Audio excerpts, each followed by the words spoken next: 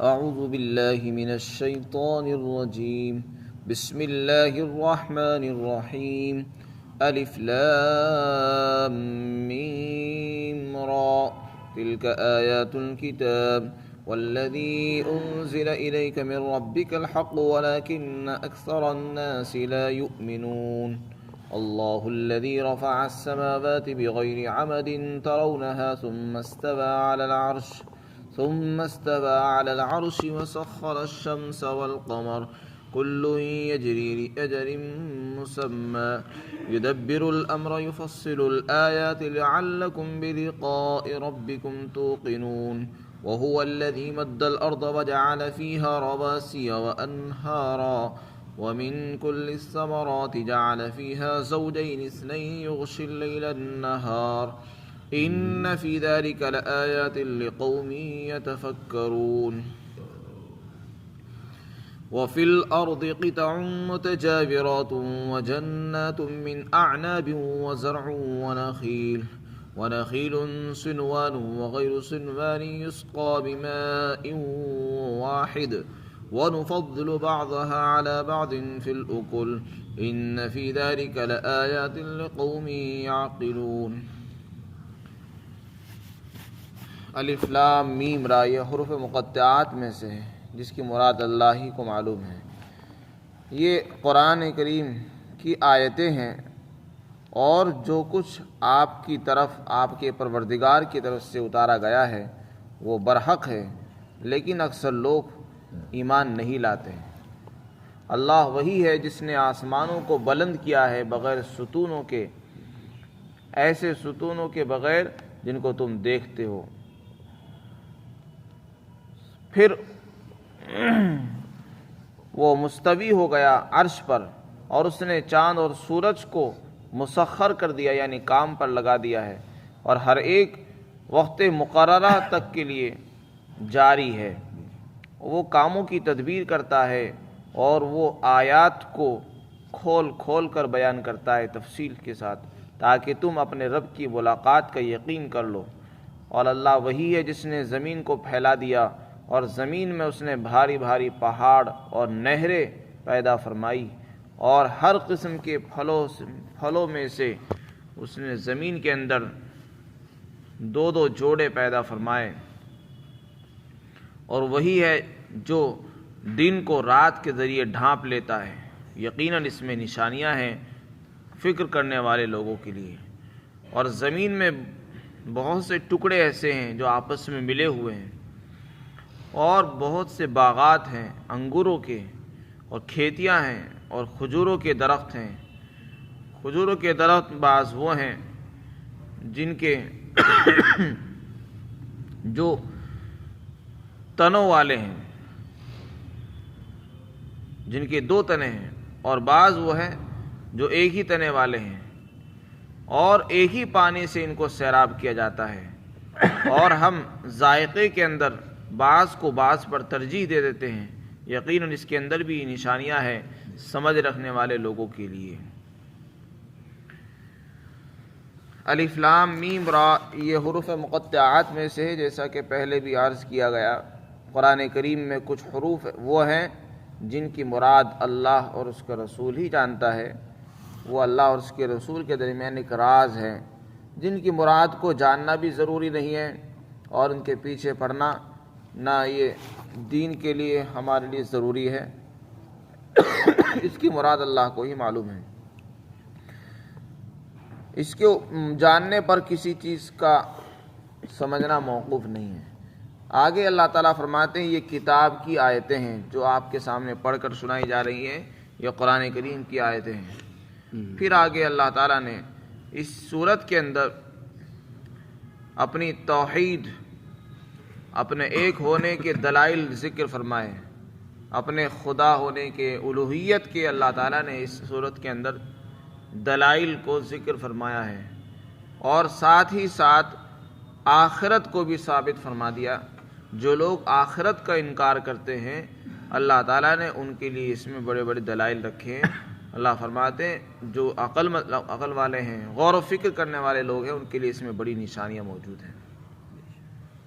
دنیا والے دنیا کے بارے میں سمجھاتے ہیں، پڑھاتے ہیں، لکھاتے ہیں، لیکن آخرت کے بارے میں کوئی نہیں بتاتا کہ مرنے کے بعد کیا ہوگا، مرنے کے لیے کیا کیا چیزیں ضروری ہیں، مرنے کے بعد کون سی چیزیں کام آئے گی۔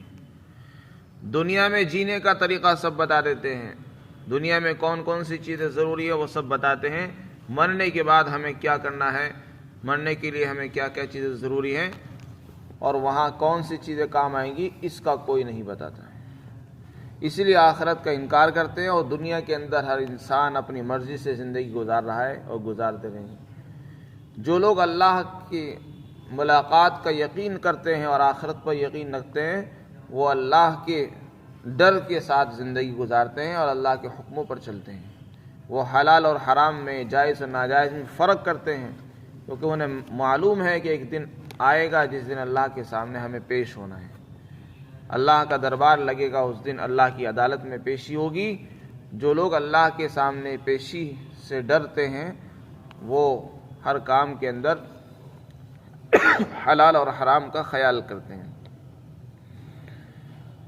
تو سب سے پہلے تو اللہ تعالیٰ نے یہ فرمایا کہ جو آپ کی طرف اتارا گیا ہے آپ کے رب کی طرف سے وہ برحق ہے، جس میں قرآن بھی آ گیا اور حدیث کے وہ معانی، علوم جو آپ کو بتائے گئے ہیں، وہ سارے علوم اور معارف اس میں آ چکے ہیں، وہ سب بالکل برحق اور سچے ہیں، جس میں کوئی شک اور شبہ کی گنجائش نہیں ہے۔ تو اس میں قرآن بھی آ گیا ہے اور قرآن کے دلائل بھی ہیں، آپ کی نبوت اور رسالت بھی ہے، لیکن اکثر لوگ ایمان لانے والے نہیں ہیں۔ آگے اللہ تعالیٰ نے اپنی دلیل قدرت کو ذکر فرمایا، اللہ کون ہے، اپنا تعارف اللہ تعالیٰ بیان فرماتے ہیں کہ اللہ وہ ہے جس نے آسمانوں کو بلند کیا بغیر ستونوں کے، جن کو تم دیکھتے ہو۔ آسمان اللہ کی بڑی مخلوقوں میں سے ایک مخلوق ہے، اور اتنی بڑی مخلوق ہے کہ جس کو آج تک کسی نے پیدا نہیں کیا، اور اللہ نے جیسا پیدا فرمایا وہ آج تک جوں کا تو ایسے ہی موجود ہے، اور بغیر ستونوں کے یہ اس کی کاریگری ہے۔ جبکہ ایک انسان چھوٹی سی چھت تیار کرتا ہے، اس کے لیے اس کو ستونوں کی ضرورت پڑتی ہے، دیواروں کے سہاروں کی ضرورت ہوتی ہے، بلیوں کی، پلروں کی ضرورت پڑ جاتی ہے، بغیر کسی سہارے کے وہ قائم نہیں کر سکتا۔ اور اللہ نے بغیر کسی ستون کے، بغیر کسی پلر کے اتنی بڑی آسمان کو اللہ نے بلند فرمایا۔ آگے اللہ تعالیٰ فرماتے ہیں جس کو تم دیکھتے ہو اور اپنی آنکھوں سے دیکھتے بھی ہو۔ ایک تفسیر اس کی یہ منقول ہے کہ اللہ تعالیٰ نے آسمانوں کو بلند فرمایا بغیر ایسے ستونوں کے جس کو تم دیکھتے ہو، یعنی انسان جو اپنی آنکھوں سے ستون دیکھتا ہے اس کے ایسے ستون نہیں ہیں، وہ اللہ کی قدرت کی وجہ سے قائم ہے، اللہ کی وجہ سے ہی قائم اور دائم ہے۔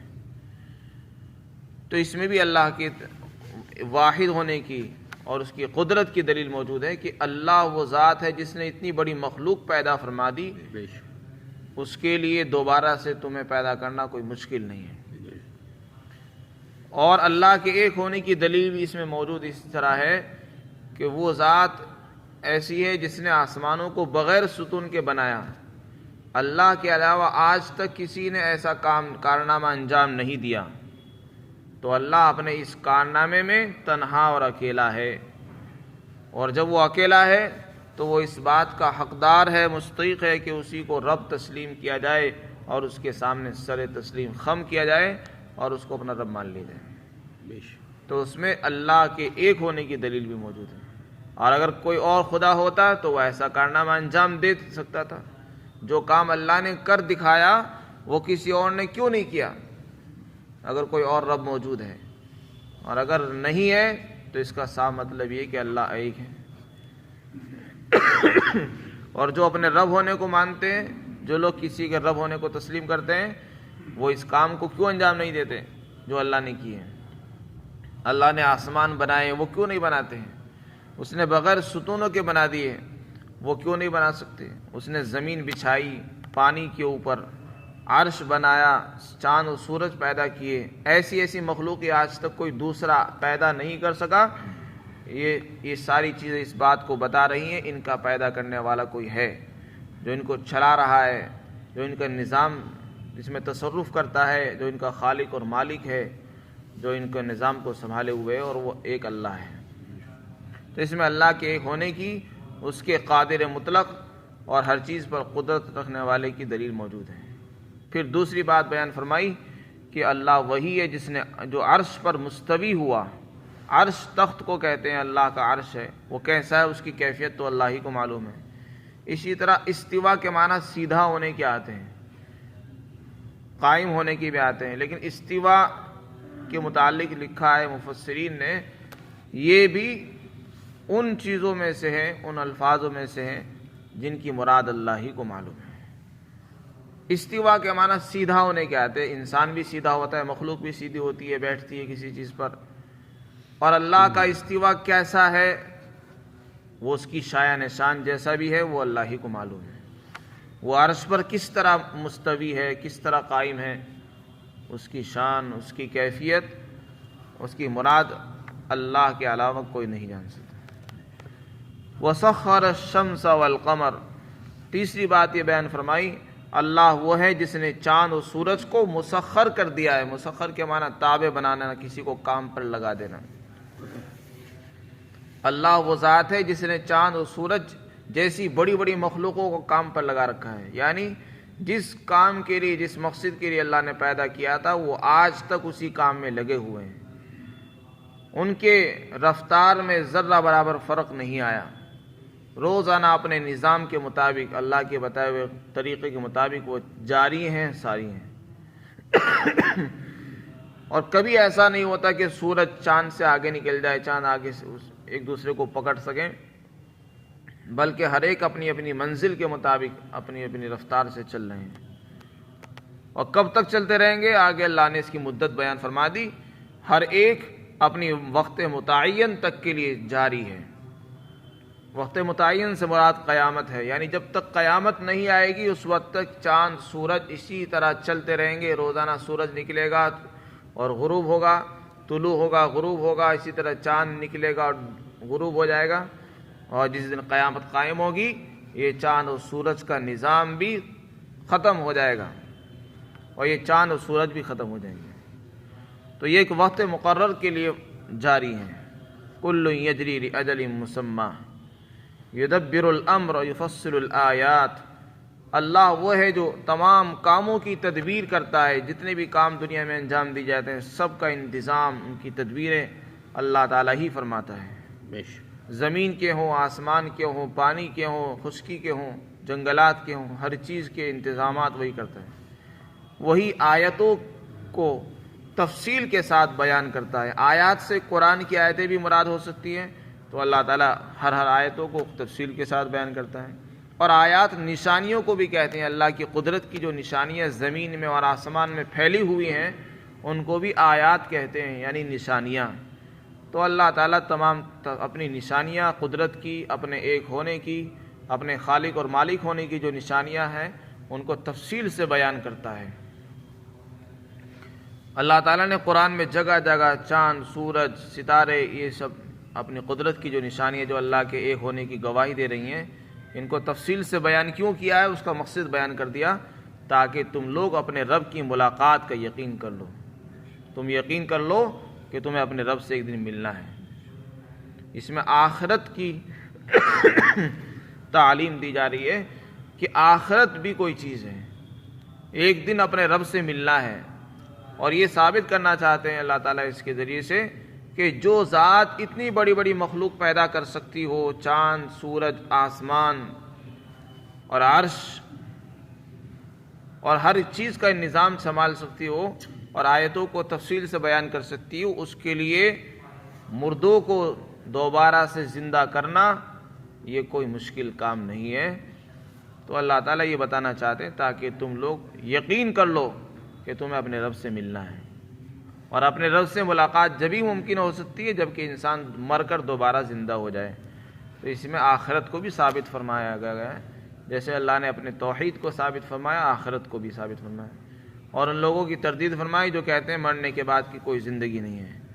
پھر آگے اللہ نے اپنی ایک اور قدرت کو ذکر فرمایا، اپنا تعارف بیان کیا، اللہ وہ ہے جس نے زمین کو پھیلا دیا ہے۔ زمین کو بچھایا ہے، اور صرف زمین کو بچھا کر چھوڑا نہیں ہے، اس میں بھاری بھرکم پہاڑ رکھے ہیں، نہریں جاری کی ہیں تاکہ وہ زمین حرکت نہ کر سکے۔ رواسی کے معنی بھاری بھاری پہاڑ۔ پھر آگے اللہ تعالیٰ نے فرمایا اور اس نے ہر قسم کے پھلوں میں جوڑے پیدا فرمائے، دو دو قسم کے پیدا فرمائے۔ یہاں جوڑوں سے مراد مفسرین نے لکھا ہے کہ اس میں نر اور مادہ دونوں چیزیں اللہ نے بنائی ہیں، جیسے انسانوں میں جانوروں میں اللہ نے نر اور مادہ پیدا فرمائے ہیں، اسی طرح درختوں کے اندر بھی اللہ تعالیٰ نے نر اور مادہ پیدا فرمائے ہیں۔ یہ بات قرآن کریم نے بیان کی، اور یہ چیز سائنسداں بھی بتاتے ہیں۔ بعد میں انہیں معلوم ہوا، ایک زمانہ ہوا تھا کہ لوگوں کو معلوم نہیں تھا کہ درختوں کے اندر بھی نر اور مادہ ہوتے ہیں۔ وَمِن كُلِّ الثَّمَرَاتِ، اور ہر قسم کے پھلوں میں اللہ نے دو دو قسم کے پیدا فرمائے۔ دو دو قسم کے یہ بھی ہو سکتا ہے کہ اللہ نے ایک پھل بنایا ہے جس کا ذائقہ کچھ اور ہے، دوسرے کا ذائقہ کچھ اور ہے، ایک کا رنگ لال ہے دوسرے کا ہرا ہے، ایک کھٹا ہے تو دوسرا میٹھا ہے، لیکن جوڑا اسی کے معنی میں آتا ہے، نر اور مادہ کے۔ اسی طرح آگے اللہ تعالیٰ نے فرمایا کہ وہ دن کو رات کے ذریعے سے ڈھانپ لیتا ہے۔ دن کی جب روشنی ہوتی ہے وہ سورج کی وجہ سے ہو جاتی ہے، جب دن ختم ہوتا ہے رات چھا جاتی ہے تو دن کی روشنی چھپ جاتی ہے۔ یہ بھی اللہ کی قدرت ہے، یہ کام کوئی اور نہیں کر سکا نہ کر سکتا ہے، اور اگر کوئی نہیں کر سکتا یہ اس بات کا ثبوت ہے کہ اللہ ایک ہے، کہ اگر کوئی اور کر سکتا ہو تو پھر اللہ دو ہو جائیں گے، لیکن ایسا آج تک کسی نے کیا نہیں، تو یہ اللہ کے ایک ہونے کی واضح دلیل ہے کہ یہ کام اللہ ہی کر سکتا ہے۔ آگے اللہ تعالیٰ دوسری آیتوں میں اللہ تعالیٰ نے فرمایا کون ہے وہ، اگر اللہ تعالیٰ دن ہی دن نکالنا چاہے اور رات نہ لائے تو کوئی جو رات لے آئے؟ اگر اللہ تعالیٰ رات ہی رکھیں دن نہ لائے تو ایسا کوئی نہیں ہے جو دن نکال دے۔ تو یہ اللہ کی قدرت ہے، دن آتا ہے پھر دن کو چھپا لیا جاتا ہے، پھر رات آتی ہے، رات کے بعد دن آ جاتا ہے۔ اللہ فرماتے ہیں اس میں نشانیاں ہیں ان لوگوں کے لیے جو غور و فکر کرتے ہیں۔ افسوس اس بات کا ہے کہ لوگ غور و فکر سے کام نہیں کرتے، ورنہ اللہ نے اپنی قدرت کی، اپنے ایک ہونے کی، اپنے خالق و مالک کی بے شمار نشانیاں رکھی ہیں زمین اور آسمان میں، خود انسان کی اپنی ذات میں بے شمار موجود ہیں۔ وَفِي أَنفُسِكُمْ أَفَلَا تُبْصِرُونَ، اور تم اپنے اندر کیوں نہیں دیکھتے ہیں، اپنے اندر غور و فکر کیوں نہیں کرتے؟ پھر آگے اللہ تعالیٰ نے فرمایا کہ دیکھو زمین اللہ کی ہے، لیکن زمین کے اندر بھی مختلف ٹکڑے اللہ نے رکھے ہیں۔ بہت سے ٹکڑے ایسے ہیں جو آپس میں ملے ہوئے ہیں، لیکن ہر ایک کے تاثیر الگ۔ زمین کا ایک ٹکڑا ہوا ہے جو زرخیز ہے، جو ڈالو وہی اگ آتا ہے، اور دوسرا انتہائی سنگلاخ بنجر کہ کچھ بھی ڈال دو اس میں کچھ اگتا ہی نہیں۔ اور بہت سے زمین کے ٹکڑے ہوئے ہیں کہ جس میں ایک پھل آتا ہے اس کی مٹھاس الگ ہے، دوسرے ٹکڑے میں دوسرے رنگ کا پھل آتا ہے، ایک میں دوسرے رنگ کا آتا ہے، اور کسی ٹکڑے سے کچھ اور پیدا ہوتا ہے، دوسرے ٹکڑے سے دوسری چیزیں پیدا ہو رہی ہیں۔ اس ٹکڑے میں وہ صلاحیت نہیں کہ وہ اس پھل کو پیدا کر دے جو دوسرے میں ہے۔ بعض جگہ سیب پیدا ہوتے ہیں دوسری جگہ نہیں ہوتے، بعض جگہ اخروٹ پیدا ہوتے ہیں دوسری جگہ نہیں ہوتے۔ تو اللہ فرماتے ہیں یہ سب کچھ زمین کے ٹکڑوں میں اللہ نے تاثیر رکھی ہے، جبکہ سب چیزیں ایک ہی پانی سے سیراب ہوتی ہیں۔ یسقا من ماء واحد، ایک ہی پانی ان کو ملتا ہے، پانی ایک، زمین بھی ایک، لیکن تاثیر الگ الگ اللہ نے رکھی ہے۔ وجنات من اعناب، اسی طرح اللہ نے انگور کے باغات رکھے ہیں، کھیتیاں ہیں، اور نخیل کہتے ہیں کھجور کے درختوں کو۔ اللہ نے کھجور کے درخت بھی بنائے، دو قسم کے ہیں، کچھ وہ ہے جن کے تنے دو ہو جاتے ہیں، زمین سے درخت نکلا پھر اس کے تنے دو ہو گئے، اور بعض وہ ہیں جو ایک ہی تنے والے، سنوان دو تنے والے، زمین سے نکلا درخت پھر اس کے دو تنے پیدا ہو جاتے ہیں، اور بعض وہ ہیں جو ایک ہی تنے پر کھڑے ہیں۔ تو دو تنے والے درخت عموماً سبھی درختوں کے اندر دو دو تنے ہوتے ہیں، تین تین تنے ہو جاتے ہیں، لیکن کھجور کے درختوں کے اندر بھی دو تنے پائے جاتے ہیں بعض درختوں میں، اور اکثر اس میں ایک ہی تنا ہوتا ہے۔